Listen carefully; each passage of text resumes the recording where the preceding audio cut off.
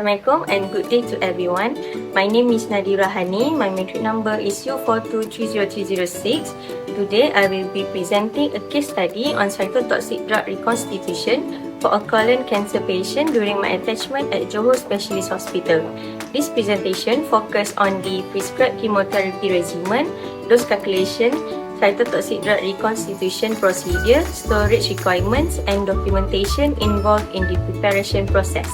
Colon cancer is a malignant tumor that develops in the colon or large intestine due to uncontrolled growth of abnormal cells. It is one of the most common cancers worldwide and mainly affects older adults. Several risk factors contribute to the development of colon cancer, including increasing age, family history of colorectal cancer, smoking, obesity, low fiber diet, and sedentary lifestyle. Common symptoms include changes in bowel habits, rectal bleeding, abdominal pain, unexplained weight loss, and fatigue. Early diagnosis and appropriate treatment are important to improve patient outcomes and quality of life. This case involved a 64-year-old female patient diagnosed with colon cancer. The patient weight was 65 kg and height was 157 cm with a body surface area or BSA of 1.68 square meters. The patient was undergoing cycle 12, day 1 of chemotherapy treatment. The prescribed chemotherapy regimen consisted of two medications, which were oxaliplatin, marketed as Oxytan, and bevacizumab, marketed as Clesronis. Based on the cytotoxic drug order form, the patient received bevacizumab 500 mg by intravenous infusion, followed by oxaliplatin 130 mg by intravenous infusion. The purpose of the treatment is to control tumor progression, improve treatment outcomes, and enhance disease management. This combination regimen is commonly used in the treatment of colorectal cancer patients. The first medication prescribed was oxaliplatin, also known by the brand name Oxytan. Oxaliplatin belongs to the platinum-based anti-neoplastic class. Its mechanism of action involves forming DNA cross-link which interfere with DNA replication and ultimately lead to cancer cell death. In this case, the prescribed dose was 130 mg administered through intravenous infusion. Common side effects include peripheral neuropathy, nausea and vomiting, diarrhea, myelosuppression, and also fatigue. The second medication prescribed was bevacizumab, marketed as Clesronis.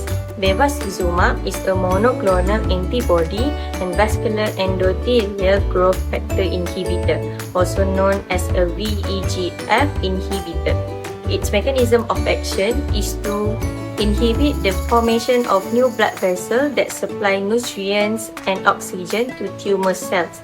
As a result, tumor growth can be slowed or controlled. The prescribed dose in this case was 500 mg by intravenous infusion. Common side effects include hypertension, proteinuria, bleeding, delayed wound healing, and fatigue.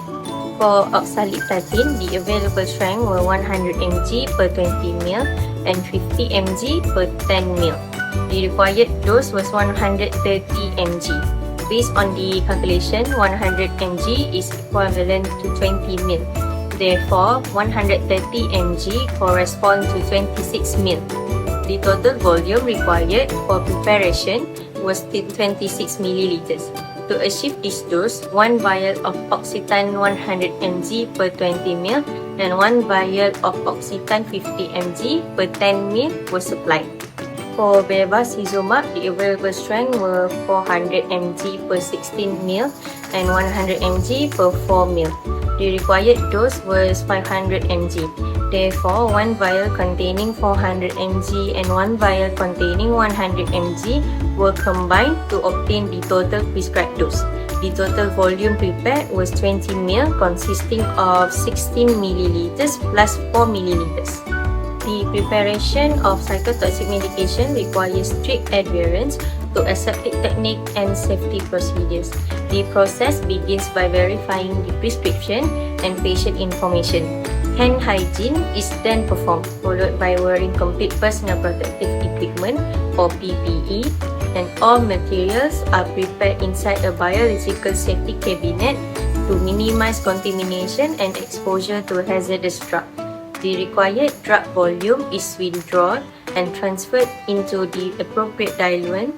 The preparation is mixed gently and inspected for particulate matter before being labeled and stored according to the recommended requirements. For oxaliplatin, the prescribed dose was 130 mg.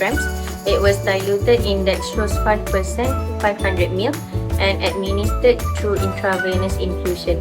The storage condition is room temperature and product should be protected from light. For bevacizumab, the prescribed dose was 500 mg. It was diluted in normal saline 100 ml and administered through intravenous infusion. The storage requirement is between 2 to 8 degrees Celsius and it should also be protected from light. This slide shows the consumable sheet and worksheet used during the preparation process. The consumable include syringe, parcel device, transfer sets, and other materials required for cytotoxic drug handling. The worksheet records important information such as drug name, dose volume, diluent, route of administration, and storage requirement. These documents serve as important references to ensure preparation accuracy and patient safety. After preparation, the final product must be labeled correctly. The label contains important information such as drug name, dose, route of administration, preparation date, expiry date, and storage instruction. Additional warning labels such as cytotoxic drug and handle with care are also attached to ensure safe handling and administration. Proper labeling helps reduce medication errors and protects healthcare personnel from accidental exposure. In conclusion, colon cancer is a common malignancy that requires effective chemotherapy treatment. In this case, the patient received oxaliplatin and bevacizumab as part of the prescribed chemotherapy regimen. Acute dose calculation is essential to ensure patient safety and treatment effectiveness. In addition, proper cytotoxic drug reconstitution must be performed using aseptic techniques and appropriate safety measures. Finally, correct labeling, storage, and handling are important to maintain medication quality and ensure safe administration. Thank you for watching this video. Bye!